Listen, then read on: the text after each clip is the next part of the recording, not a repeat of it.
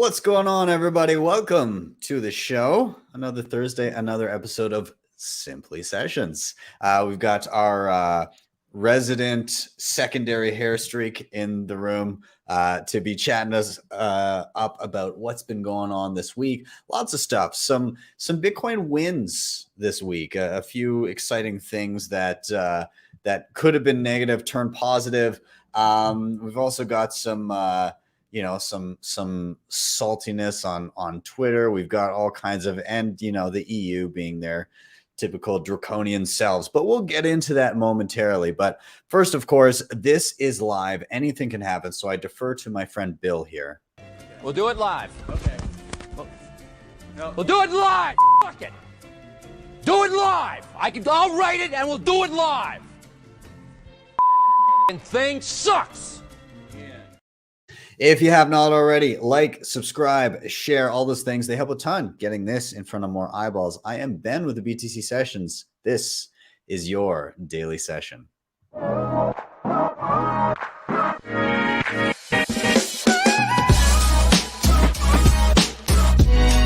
HODL the Bitcoin.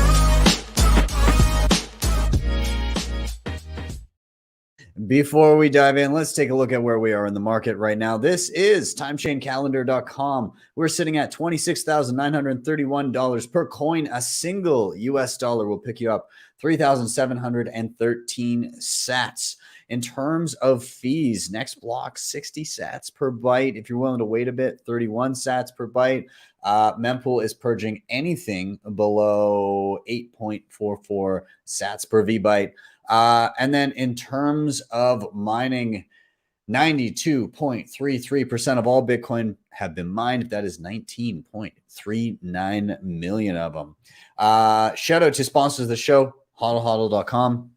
If you're stacking sats and you have some priorities in mind, peer-to-peer trading, instant self-custody, no KYC, this is the place to be. You can sign in, log in with nothing more than an email address. Really simple. Scroll down, choose a currency, a payment method, and an amount, and start viewing offers right away and be stacking those non-KYC sats. They do also have a lending platform in which nothing is ever rehypothecated. Check them out. Link is in the show notes. Now, when you do start stacking those sats, you're going to want to secure them rather with some of the best hardware on the market. I love everything CoinKite does. The Cold Card Mark IV is a staple of any Bitcoiner's arsenal, but other great things as well. They do the tap signer, the sats card, the block clock, the open dimes, all this great stuff. And coming soon, very excited for it. Cold Card Q1. I reserved mine. Have you? If not, head over to coinkite.com and grab anything else that I may have mentioned here. And you can use code BTC Sessions for 5% off everything in the store. If you're looking to go beyond single sig in your security setup, you can check out the assisted multi-sig program from Nunchuk, known as Honey Badger. I've done a full tutorial on it, but it's really, really easy to set up. You can do it via your mobile. You can use hardware like the Tap Signer and Cold Card and a ton of other great options out there. And once it's all set up, basically they're going to have a single key. You're going to have the rest of the keys in the quorum. They'll be your signer of last resort. But it's not just multi-sig. It has baked in inheritance planning so that you know that your sats are getting to your next of kin if anything should happen. And beyond that, the whole thing is non-KYC. No personal information needs to be given over to Nunchuk in order to make this work, which is super awesome. Sets them apart. So check them out, nunchuk.io. And finally, Start9. I'm going to get to rant about these guys a little bit at the end here because I'm excited about what's coming. And what I'm doing with my setup at home here. But nonetheless, these guys are your sovereign computing solution. You can build your entire online stack here. Bitcoin Core, Lightning, mempool.space, Join Market. You can host your data, passwords, files, photos. You can host Nostr relays, Nostr clients. The list goes on. You can head to start9.com and they have a variety of different choices for you. From entry-level light nodes to kind of mid-tier to the really pro stuff for hosting everything. You can check them all out. Again, start9.com. With that, I'm going to stop my ranting. I need to get my buddy in here. Dude, how you doing? See, we forked. We did.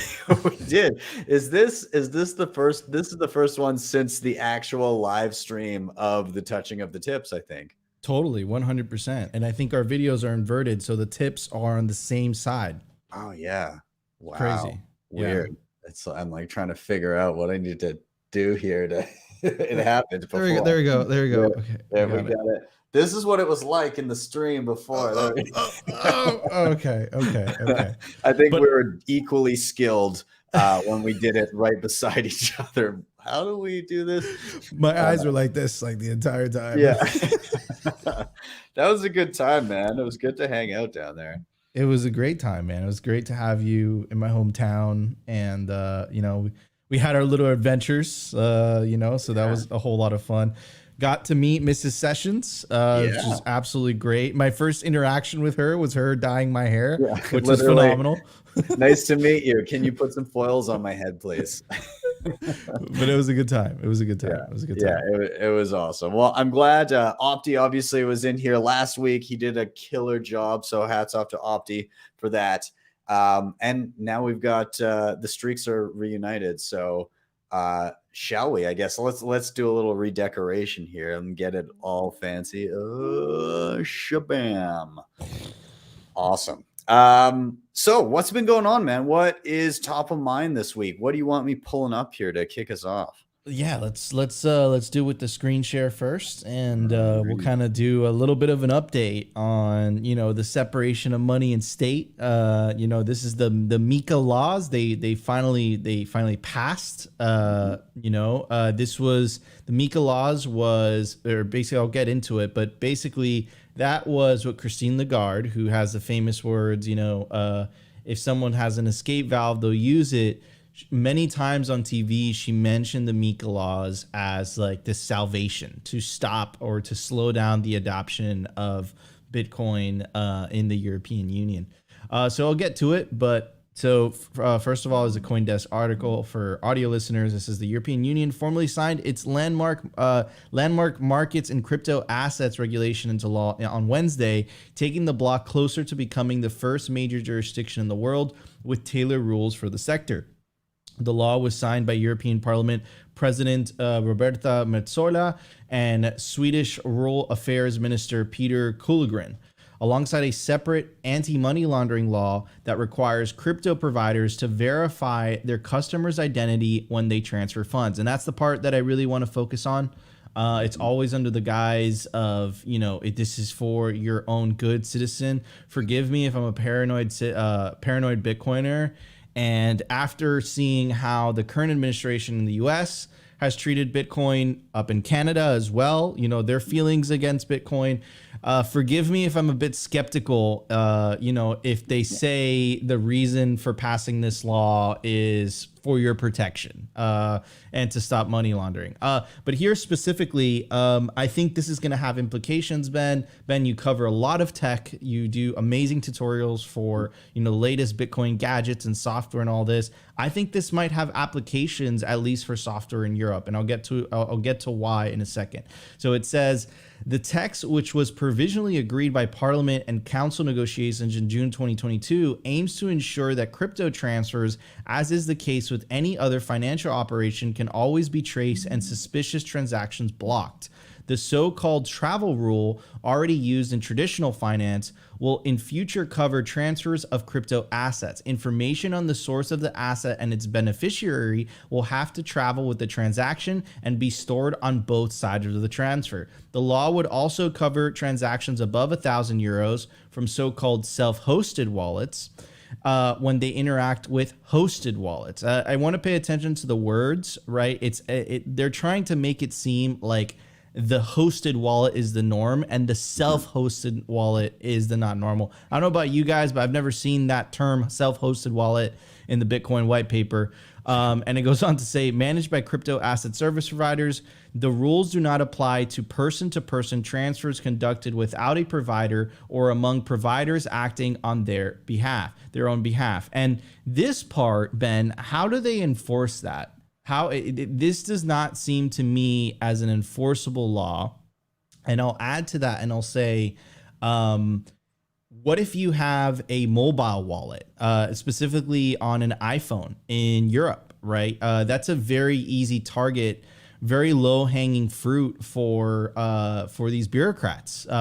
It's very easy for them to put pressure on the App Store and on the iOS store and say, hey, you can't do this unless you have KYC you need to know who you're sending this Bitcoin to. And mind you, Apple has a history of blocking Bitcoin wallets on their app store. So they've done this before in the past. I wonder what the implications are going to be of this. But again, I think that this is, I always tweet this, Ben. I said, I'm more bullish on Bitcoin adoption in the global South than I am in the developed world, because the developed world doesn't have the massive incentive that people in the global South have, which is that double-digit inflation, right? I don't believe them. I don't think it is for money laundering and whatever. Christine Lagarde said she was putting her hopes on this. I think this is an attempt to stop or slow down Bitcoin adoption. And to use Christine Lagarde's own words, I think this is an attempt to at least try to close that escape valve, because if you don't have it closed, people are going to use it. Dude, this is their inroads to creep into the software that we use. And we've seen little bits of this, and we've seen, I mean, I don't want to like throw too much shade here, but like we had Wasabi Wallet voluntarily, quote unquote voluntarily. I don't know what was going on behind the scenes, but I mean they basically said, hey, we're gonna use some sort of on-chain analysis in order to vet everybody entering our CoinJoin rounds. Like proactively have done that. There must have been pressure behind the scenes, but like great. You can enjoy some privacy as long as the state deems it so. So like, what is that? We also see potential pinch points for confiscation, even just with like the Ledger drama before. Oh no, we can't possibly give up your private keys. I mean, unless we get subpoenaed, and then we could do it then. But like, so in those instances with those types of services where people have information on what you're doing, that the app stores are a single point of failure, and it is terrifying. And it makes me bullish on progressive web apps, which for those unfamiliar basically means you go to the browser, you go to basically like an application style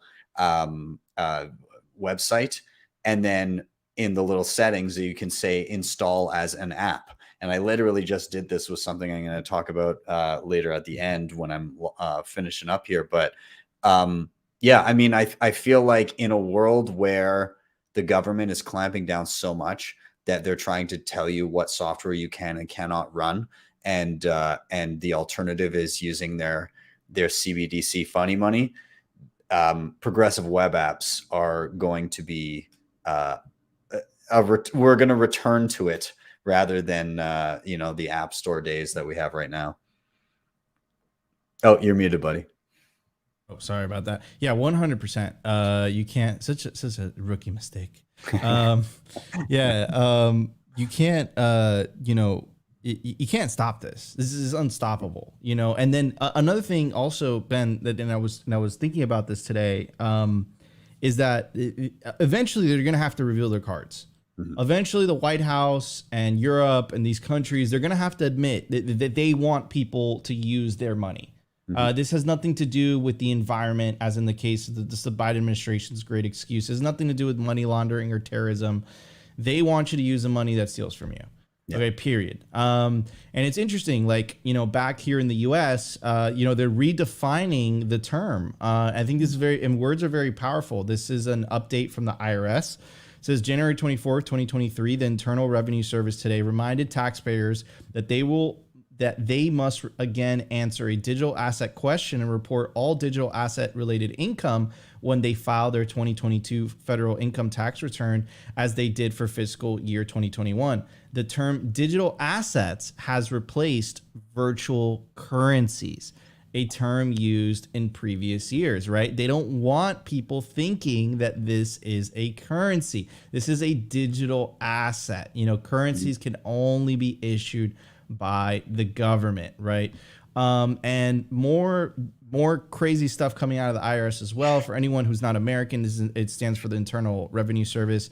It's an Internal Revenue Service to send agents abroad to fight peer-to-peer, mixing DeFi and crypto crimes. I mean, the part to me that I think is very striking is the peer-to-peer stuff, right? So goes on to say, quote, IRS criminal investigation will launch a pilot program in June where cyber attaches will deploy to 4 continents across the globe to combat cybercrime, focusing on tax and financial crimes that use cryptocurrency, decentralized finance, peer-to-peer payments, and mixing services. I think they're going to have a really really difficult time. And I think what this is going to do is it's going to force people, as predicted in the sovereign individual, to vote with their feet.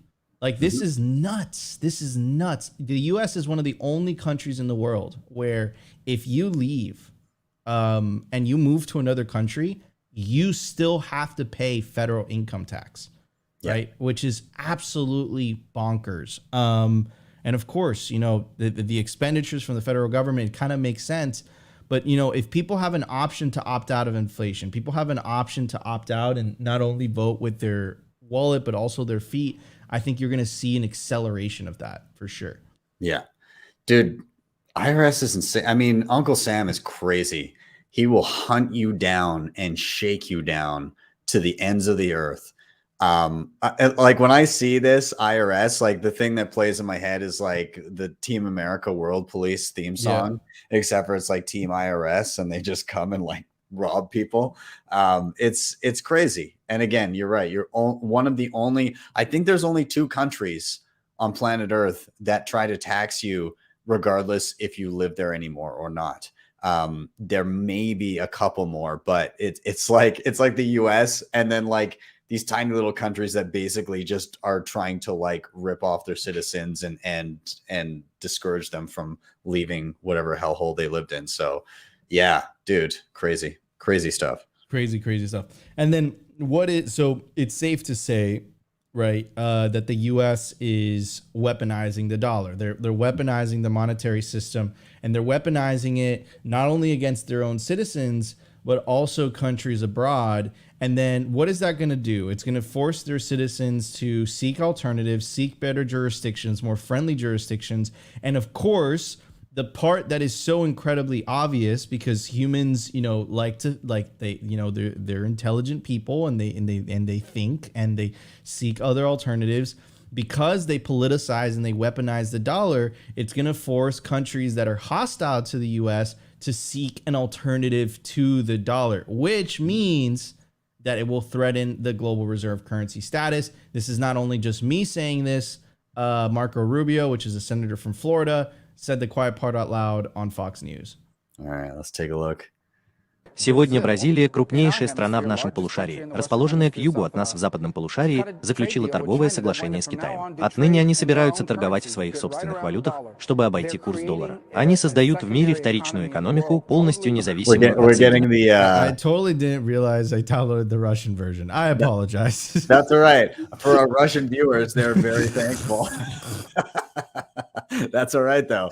Well, okay, well, give us the gist of it, and yeah. We'll, basically, he was saying, like, he said the quiet part out loud, right? Basically, that the idea is that, you know, China and Russia, they're seeking alternatives. The U.S., like, if the U.S. keeps sanctioning these countries, that's what's going to happen. And it's like, no shit, Sherlock. I mean, you guys kind of put this upon yourself. What did you expect China and Russia to do, right? So they weaponize the dollar not only against their citizens locally, but they also weaponize the dollar against their political opponents. And obviously, whether you're a citizen of the U.S. or you're a political opponent of the U.S., like currently, like China, like Russia, of course you're going to seek an alternative.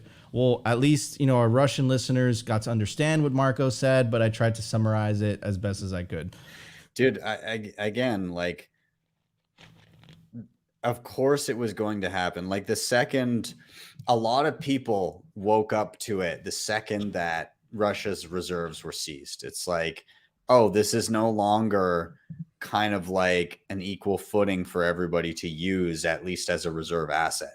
That's no longer the case whatsoever. If somebody doesn't like you and what you're doing, then your assets are gone, even when it comes to being a state. And that was I've seen a couple people say this was the beginning of the end for the dollar reserve currency status. 100%. And, and it was self-inflicted, right? It's self-inflicted. They abused this crazy privilege that allowed them to print a ridiculous amount of money that no one else is able to print, and they abused that privilege. Anyways, more on the good news front. This all happened this week. Incredibly bullish news. Also, shout out to Pierre Richard because he was heavily involved in this. This is Daniel Baden. He said, in the last 72 hours, and this tweet went out May 30th, he says, has been a golden spell for Bitcoin mining. Texas anti-Bitcoin mining bill, SB 1751, is dead. Joe Biden's proposed 30% Bitcoin mining tax is dead. Tether is mining Bitcoin in Uruguay using renewable energy is born, right? Here is, Pierre Richard. He says lots of wins on the Bitcoin policy side this quarter. Said the things that I just said. It says Texas will continue to be Bitcoin country. Thank you to all the legislators, staff, and stakeholders who contributed to these wins. Shout out to the Texas Blockchain Council. Shout out also to the Satoshi Action Fund. Dennis Porter played a big part in all this. And on the other side of the world, Tether, out of all people, is basically saying that they're going to start mining Bitcoin in Uruguay. Here's some information about it.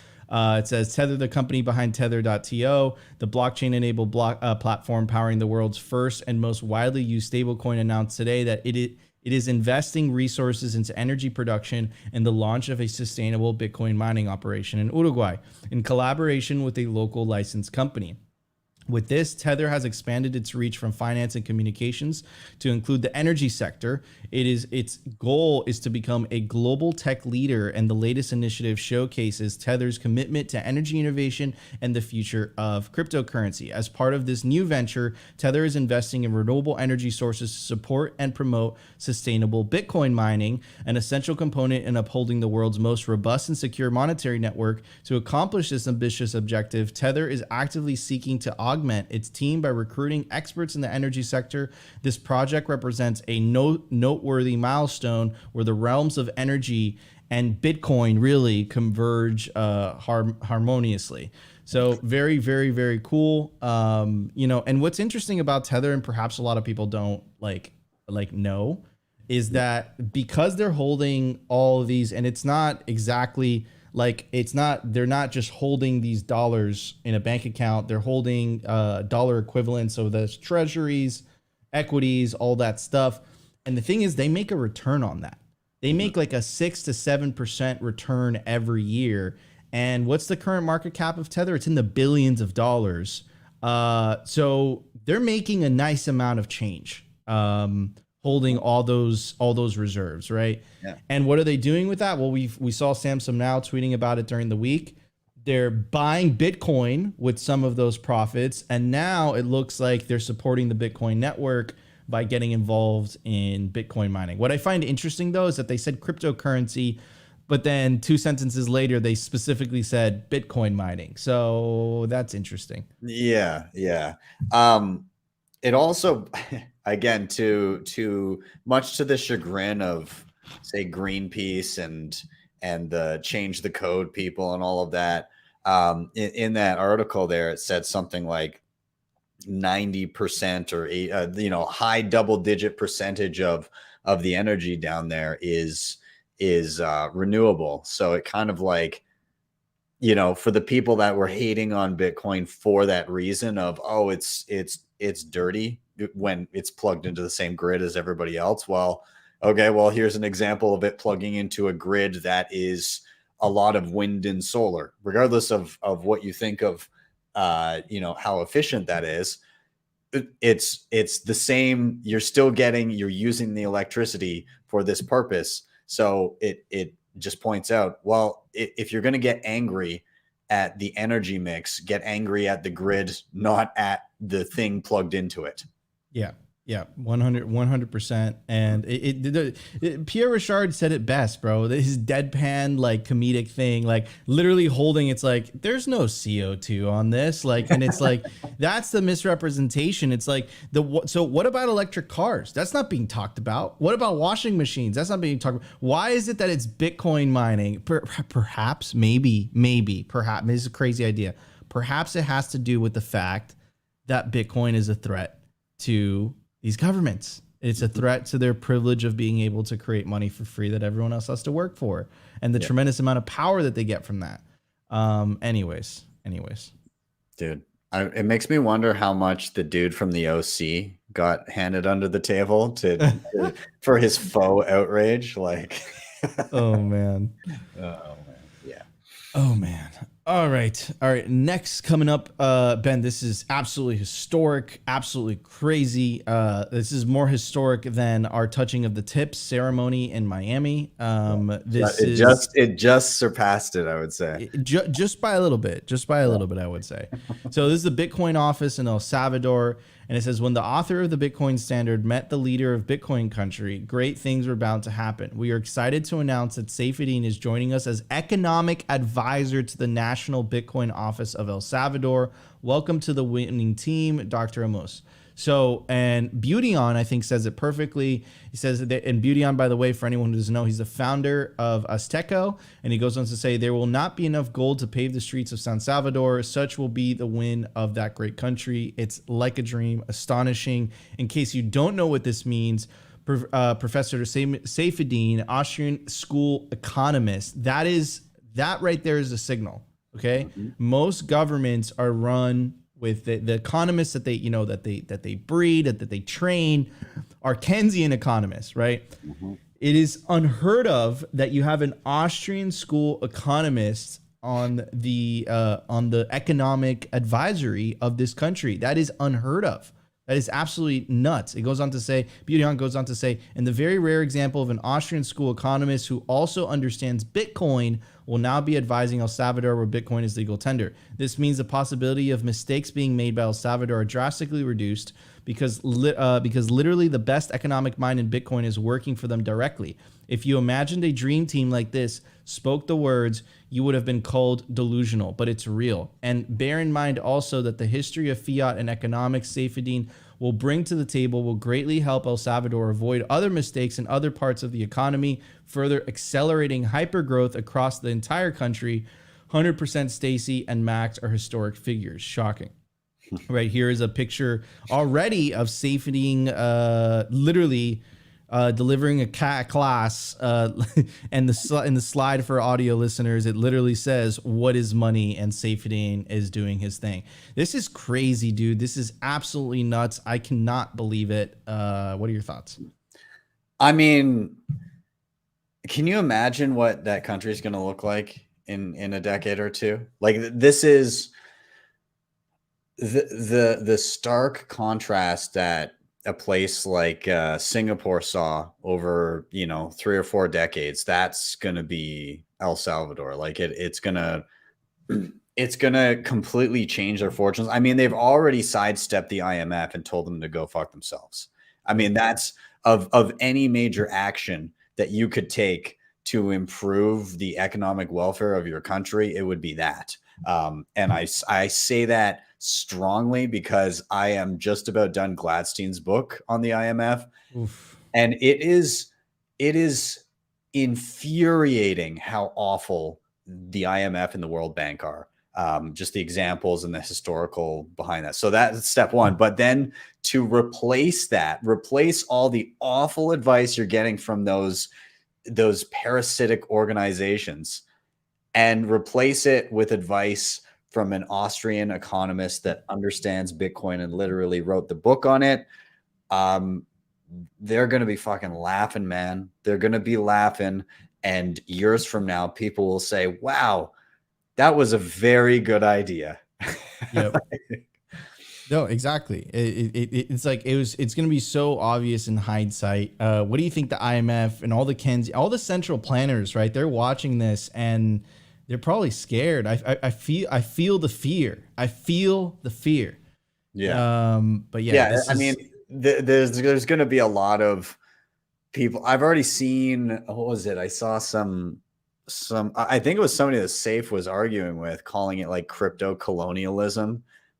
Like, what? Sorry, we're bringing all the freedom to you. Like, it's laughable, but it's going to be labeled. It's going to go through the again, the same mill that pumps out the garbage from the New York Times. It's gonna be New York Timesified, and but the economic reality will be in stark contrast to whatever the stories are saying.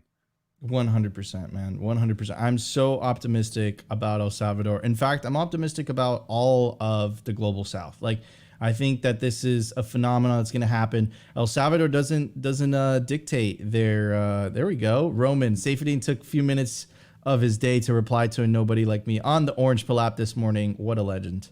I know, Ben, you're on the Orange Pill app. I'm on the Orange Pill app. I am. Yes, I had a little meeting earlier today, just chatting with the guys, seeing how things are going. And Nat Brunel just joined up too, and she's helping out. So yeah, beautiful. Get OPA. It's you can link up with local plebs and everything.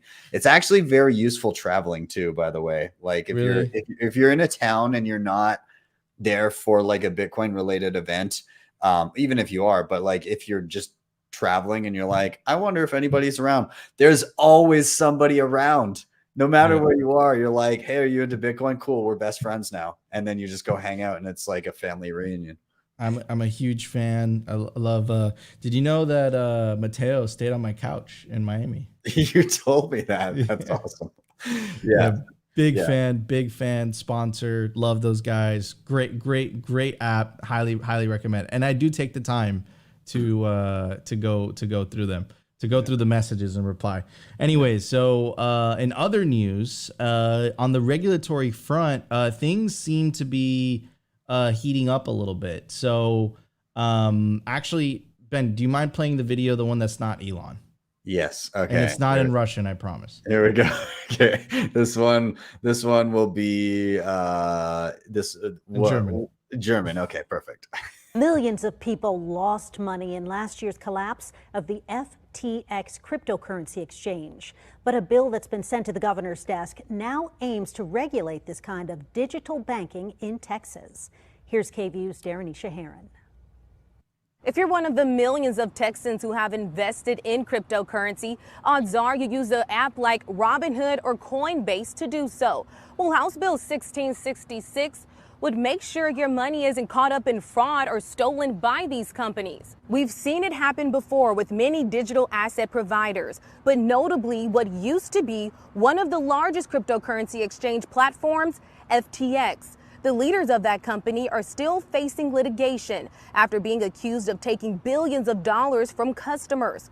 House Bill 1666 would prevent that by requiring digital asset providers to maintain enough funds to ensure customers can withdraw their assets at any time, eliminate commingling customer funds with company assets, and present a report to the Department of Banking for a yearly audit. State Representative Giovanni Capriglione presented the bill and feels confident it will become law pending the governor's signature. You will be comfortable knowing that when you invest online, when you're buying cryptos, when you're trading it, when you're selling it, that those assets are being watched, that they are being managed, and that there's an audit trail that protects those assets. Failure to comply would lead to punishments ranging from a loss of license or criminal charges. Capriglione says cryptocurrency is being regulated all over the world, but Texas would be one of the first in the U.S. to do so. So he hopes the federal government will follow suit and lightly regulate cryptocurrency. At the state capitol, I'm Darrenisha Heron. All right. So, okay. A couple things. Okay. Yeah. I have many thoughts, but I'm going to let you, you go. So shitcoin exchanges have to be fully reserved, right? What about banks? Dude, this is what Caitlin Long just fought for. She's like, is it possible that I can do a bank that is full reserve? And they're like, absolutely not. Like, what? What about mean, banks?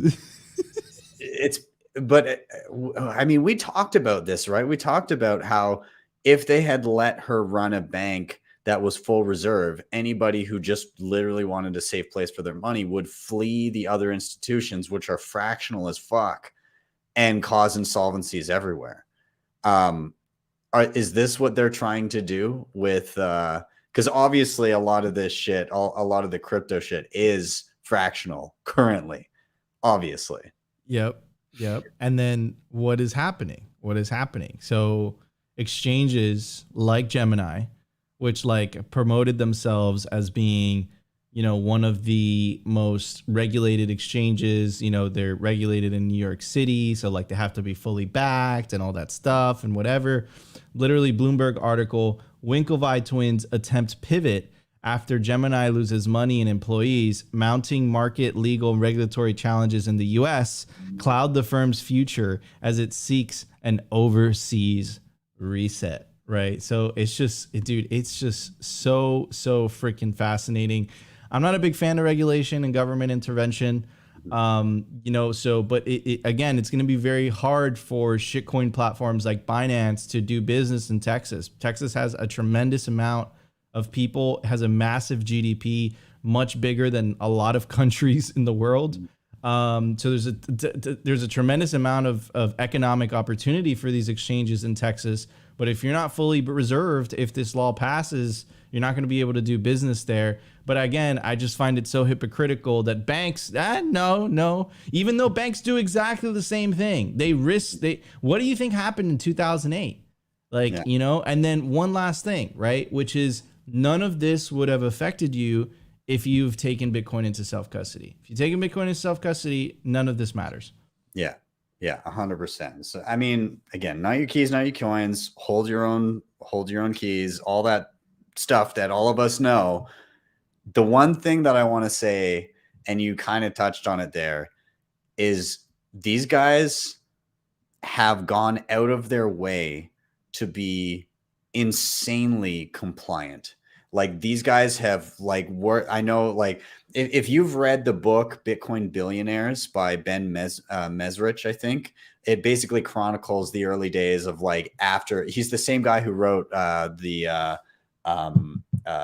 Social Network about Zuckerberg and everything. And so his second book was actually about what happened to the Winklevoss twins and when they discovered Bitcoin and they met Eric Voorhees and Charlie, God, I'm forgetting his last name. Anyways, it kind of tells their story and how you had libertarian over here with Eric Voorhees and he's doing all these different things and Charlie was off doing God knows what. And they were like, no, we have to be super compliant and everything. And they basically bent over backwards to blow the state, in order to stay as compliant as possible. They did every trick in the book to make sure that everything was squeaky clean.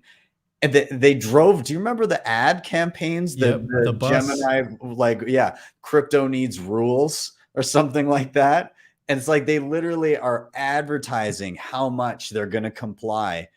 And even they couldn't make it. Even they are like, shit, we got to get out of here, man. This is crazy. If the compliance bros here cannot make it work, what hope in hell does anybody else have?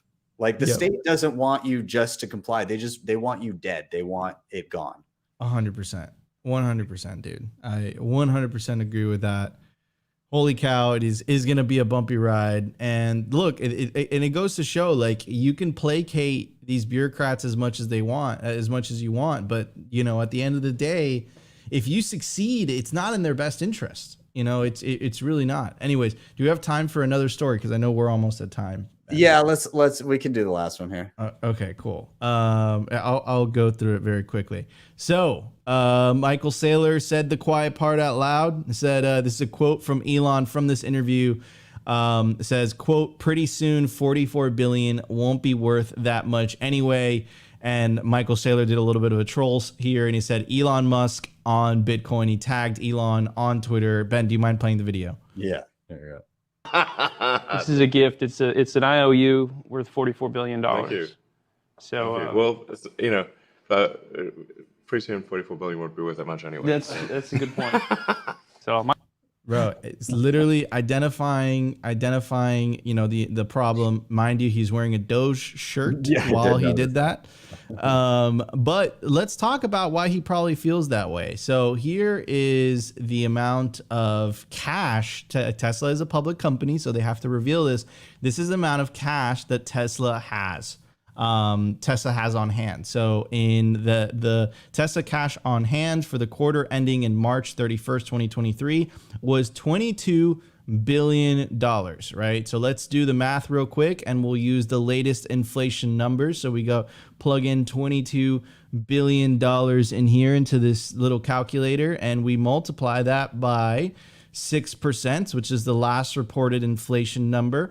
And Tesla is currently losing $1.4 billion in purchasing power on a yearly basis. And that makes sense why Elon would say what he said. Now Tesla, because they make so much money, they're able to eat this.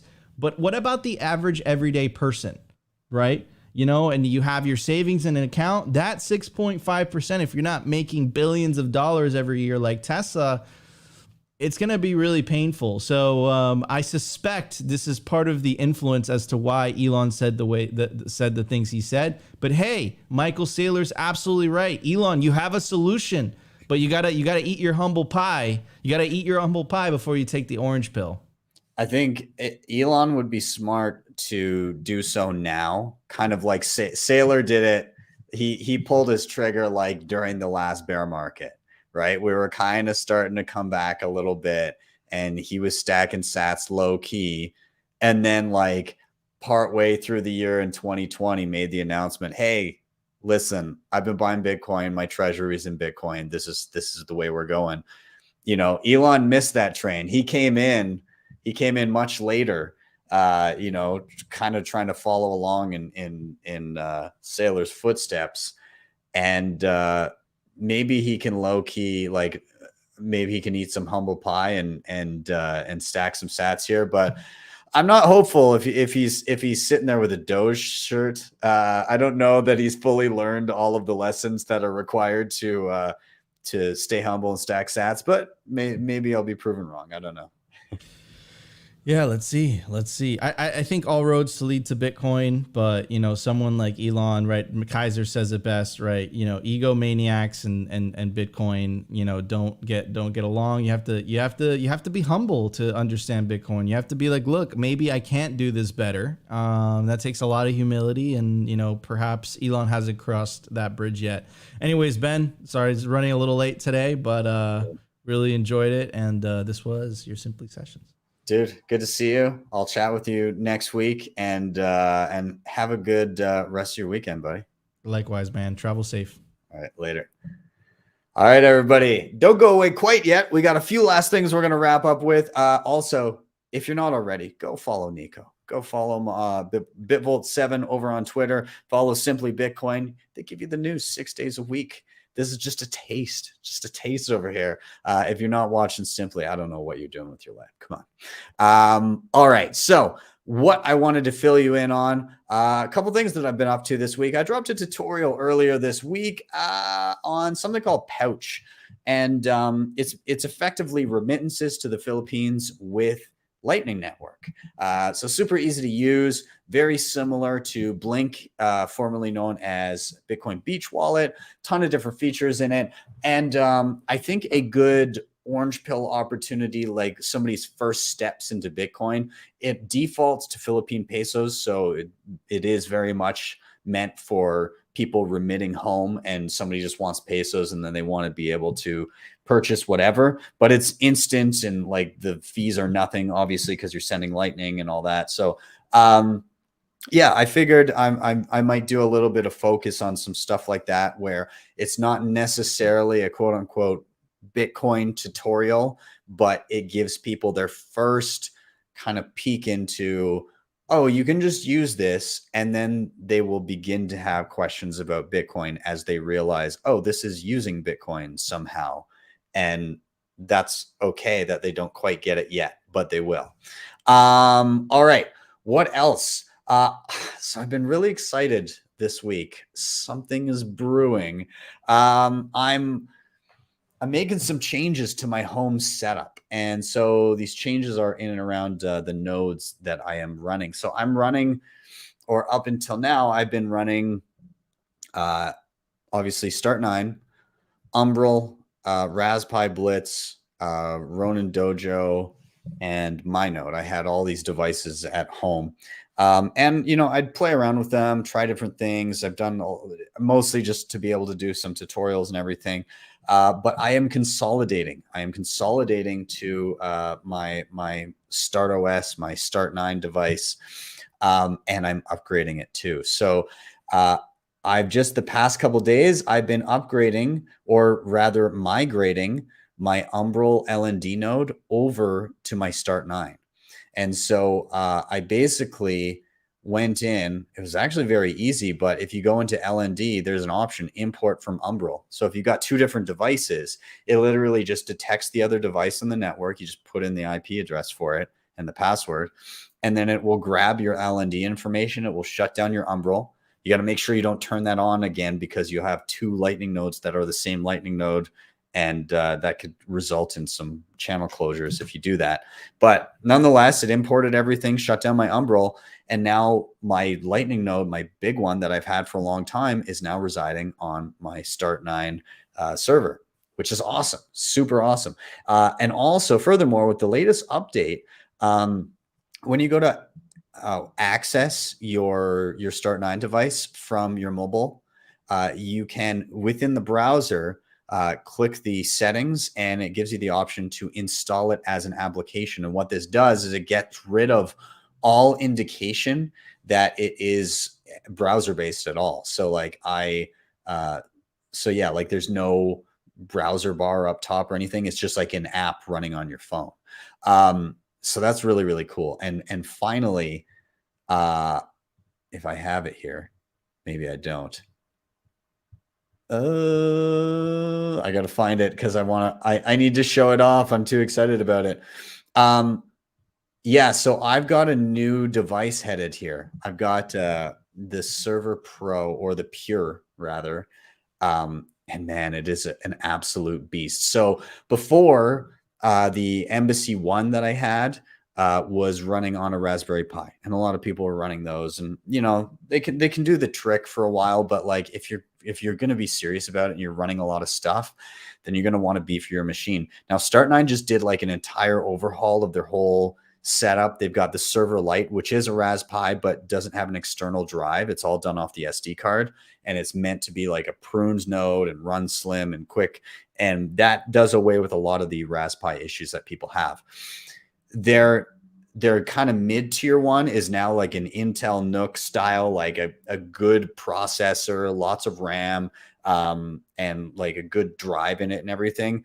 But holy crap, what I've got coming.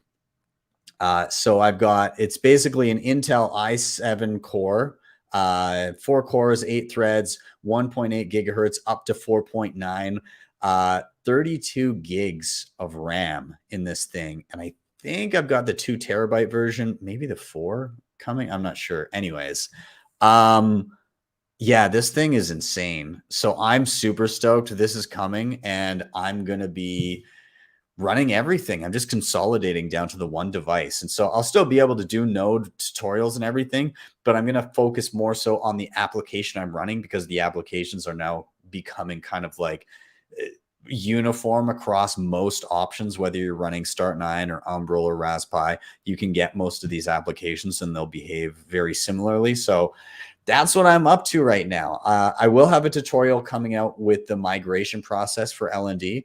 It's actually quite simple, but it's important that people be able to see it.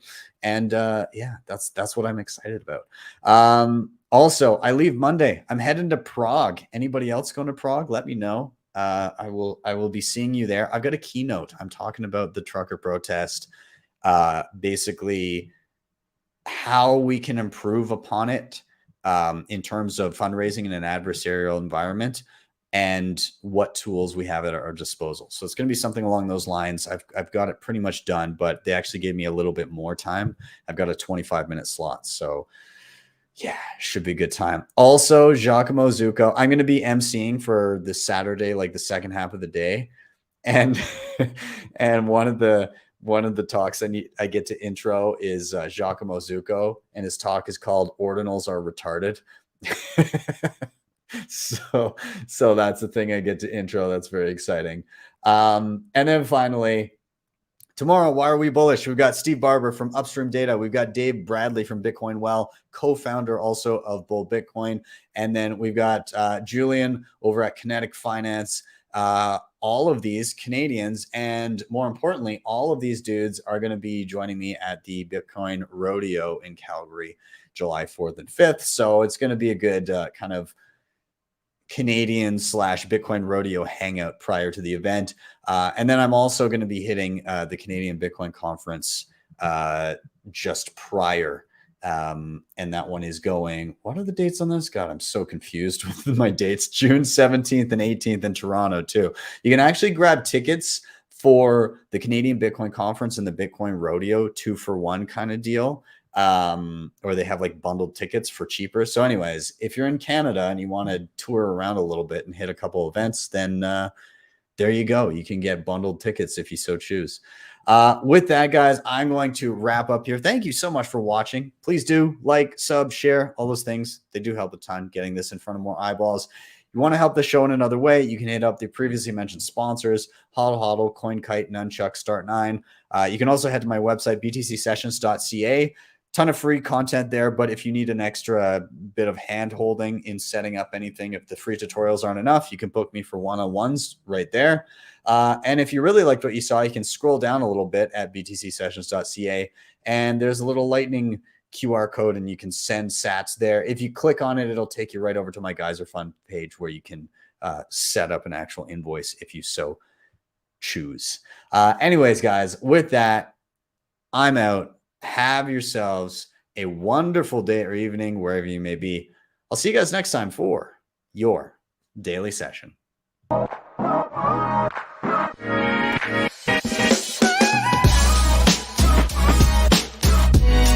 HODL the Bitcoin.